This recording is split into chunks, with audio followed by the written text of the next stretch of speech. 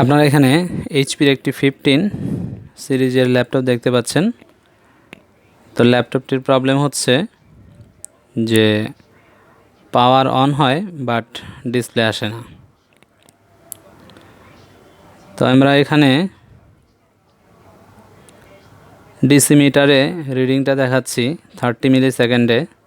দেখেন power on করার পরে আমাদের ডিসি রিডিংটা কত আসে, 21, 23,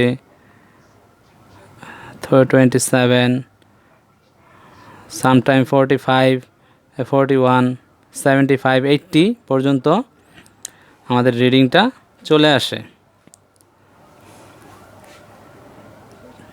তার মানে বোর্ডে শর্ট আছে।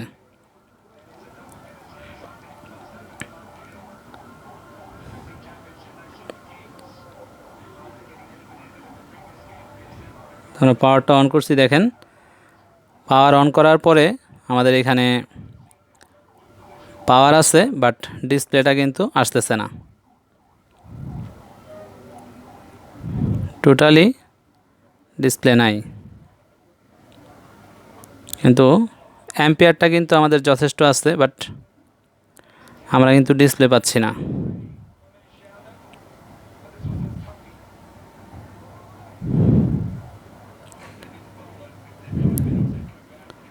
ডিসপ্লে আসার মতো, তা আমরা অরিজিনাল ডিসপ্লেটাকে চেঞ্জ করে নতুন আরেকটা ডিসপ্লে লাগাইছি।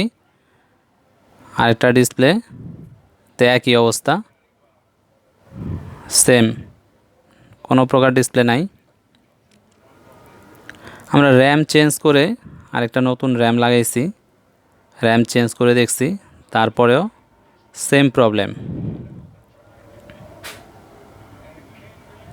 ডিসপ্লে নাই। র্যাম ওয়াশ করে দিছি। এখানে ব্যাটারি সিমোস যে ব্যাটারিটি আছে সেই ব্যাটারিটি আমরা এখন রিসেট করে দিব উল্টো করে লাগিয়ে। এই সিমোসের প্রবলেমের কারণে কি এরকম করে কিনা সেটাও আমরা সিমোস এই জন্য রিসেট করে দিচ্ছি।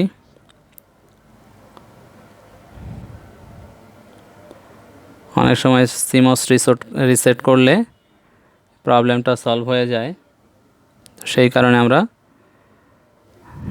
10 থেকে 20 সেকেন্ড সিমোসটা উল্টা করে লাগিয়ে তারপরে আমরা রিসেট করে নিছি। এখন আবার পাওয়ার দিচ্ছি, দেখি প্রবলেম কোন দিকে গড়ায়।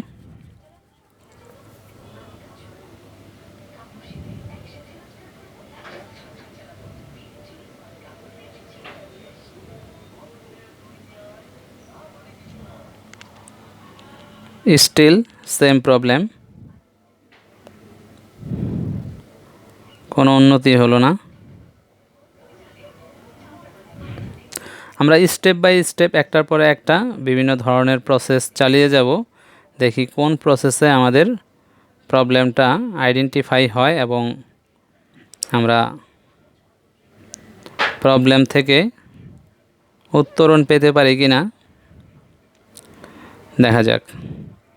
আমরা 30 সেকেন্ড এখানে পাওয়ার বাটনটা চেপে ধরে রাখছি যাতে ফুল রিসেট হয়ে যায়। আবার পাওয়ার দিয়ে দেখতেছি, পাওয়ার অন হয়েছে বাট সেম ইস্যু।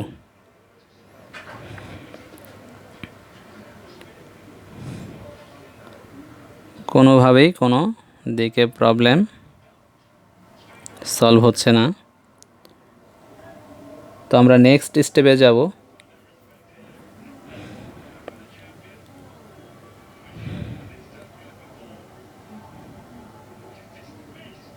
দেখা যাক নেক্সট স্টেপে আমাদের কি হয়।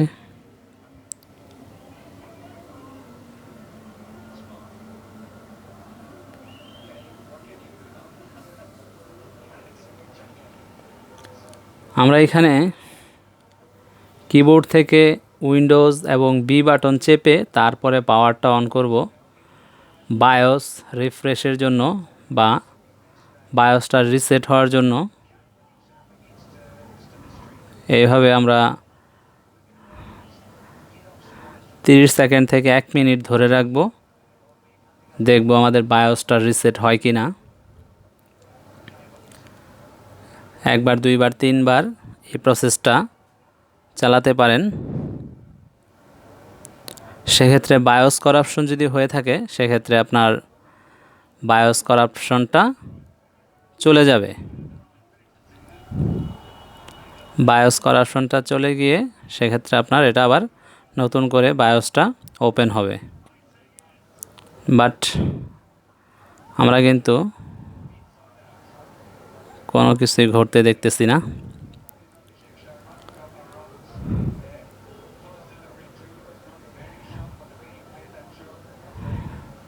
খুবই দুঃখজনক, হতাশাজনক।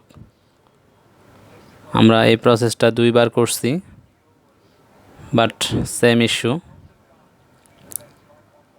এখন দেখেন, আমরা একটা জিনিস দেখলাম যে আমাদের এক্সটার্নাল মনিটরে ডিসপ্লে আছে, শুধুমাত্র ইন্টারনাল মনিটরে কোনো প্রকার ডিসপ্লে নাই।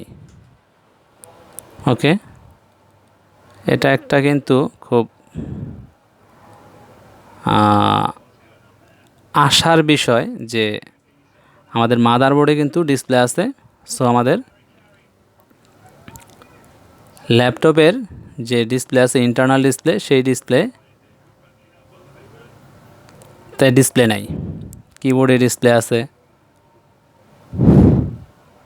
সো আমরা এটা চেক করব কারণ কি, এর কারণ কি, আমরা এর রিবনে প্রবলেম আছে কি না। ডিসপ্লে তো আমরা অলরেডি একটা নতুন চেঞ্জ করে নিছি, ডিসপ্লেতে প্রবলেম নাই আশা করা যাচ্ছে। নতুন একটা ডিসপ্লে যেহেতু লাগাইছি, সেইখানেও আমাদের ডিসপ্লে কিন্তু আসে নাই। তো আমরা ইন্টারনালি কিছু জিনিস চেক করব, এর রিবন চেক করব, এর যে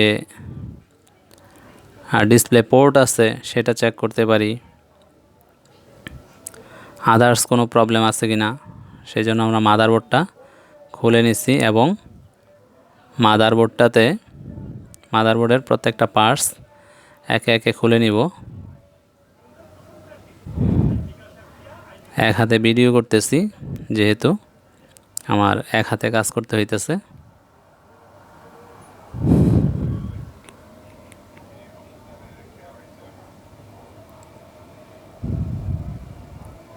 একটু টাফই বটে এইভাবে কাজ করাটা।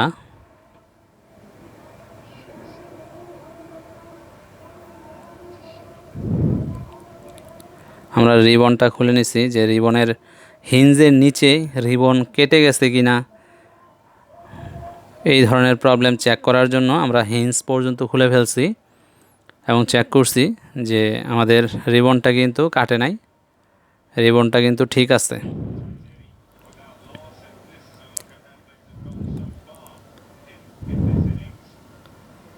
বলে রাখা ভালো, দেখি আমাদের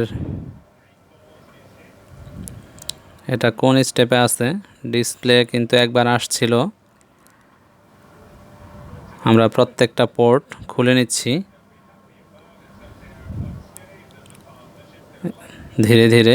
খুব সাবধানে খুলতে হবে পোর্টগুলা, কোনোটা ছিঁড়ে যেতে পারে, কোনোটা ভেঙে যেতে পারে। লকগুলা খুব সাবধানে খুলতে হবে। দেখেন আমরা স্ক্রু খুলতেছি,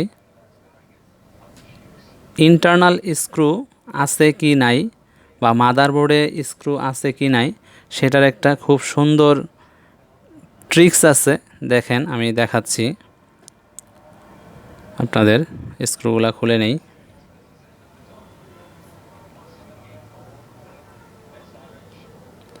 দেখেন স্ক্রুর এইখানে ছোট্ট করে একটা তীর চিহ্ন দেওয়া আছে, ভিতরে যেখানে যেখানে তীর চিহ্ন দেওয়া আছে সেখানেই আপনারা বুঝতে পারবেন যে এইখানে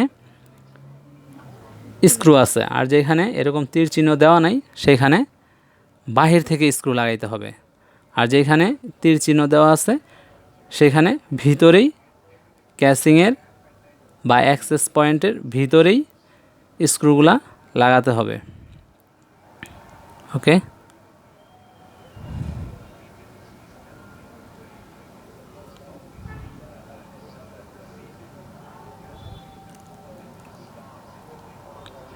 তো আমার স্ক্রু খোলা শেষ, আমি মাদারবোর্ডটা বের করে নিচ্ছি। সাবধানে দেখতে হবে, একটা স্ক্রু রয়ে গেছে।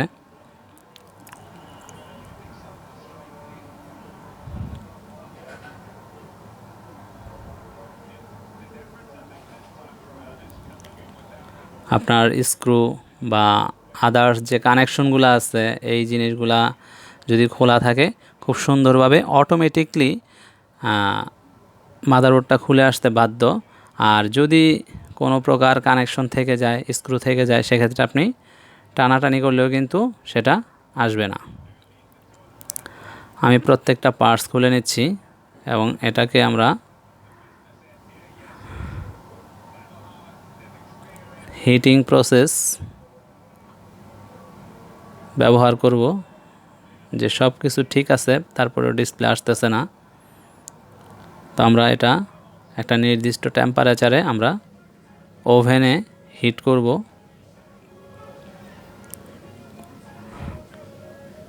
তো এটাতে কোনো প্রবলেম নাই, একটা নির্দিষ্ট টেম্পারেচার আমরা দিব এবং সেটা একটা নির্দিষ্ট টাইম মেনটেন করে আমরা সেটাকে হিট করব। আমরা 170 ডিগ্রির মতো দিচ্ছি এবং 10 মিনিট রাখবো। এটা ম্যাক্সিমাম ক্ষেত্রে এই ধরনের প্রবলেমের ক্ষেত্রে এই প্রবলেমটা এইভাবে সলভ হয়ে যায়। তো আমার কিন্তু ডিসপ্লে একবার আসছিল, আপনাদের দেখাতে পারিনি এই ভিডিওটাতে। আমি ভিডিও করার আগেই ডিসপ্লেটা চলে গেছে। তো তারপরে আবার আর ডিসপ্লে আসে না, একবারই আমাকে শুধু ডিসপ্লেটা দেখাইছে। তো সেই জন্য আমি এখন এটার মধ্যে বায়োসটা নতুন করে রাইট করতেছি এবং রাইট করে এখানে ফিক্স করছি বায়োসটা। দেখা যাক আমাদের ডিসপ্লে আসে কি না, বাট আমরা ট্রাই করছি, ডিসপ্লে আসে না। তো আমি এর যে ডিসপ্লে না আসার কারণটা আমি একটু খুঁজে বের করার জন্য এর স্কিমেটিক নিছি এবং এর যে এলসিডি ভিডিডি আছে সার্কিটে একটু খেয়াল করলে দেখতে পাবেন যে এখানে ভিন যে এলসিডি যে পাওয়ার, সেই পাওয়ারের অ্যানাবেল আছে, অ্যানাবেলটা আসতেছে সিপিইউ থেকে 4 নাম্বারে। ওকে, আর এটা আউটপুট হবে 1 নাম্বার পিনে। তো এইখানে আমাদের 5 নাম্বার পিনে ভিন ঢুকতেছে 3 ভোল্ট, বাট আমাদের এলসিডি ভিডিডি 4 নাম্বার পিন। তো এই 4 নাম্বার পিনে কোনো প্রকার ভোল্টেজ আসতেছে না, এটা 2 নাম্বার পিন। সরি, আমরা 1 নাম্বার পিন হচ্ছে প্রথমটা, এটা হচ্ছে 4 নাম্বার পিন। এই 4 নাম্বার পিনে আমাদের 5 নাম্বার পিনে 3 ভোল্ট আছে, এটা 1 নাম্বার পিনে ট্রান্সফার হবে এলসিডি ভিডিডি, বাট সেটা ট্রান্সফার হচ্ছে না।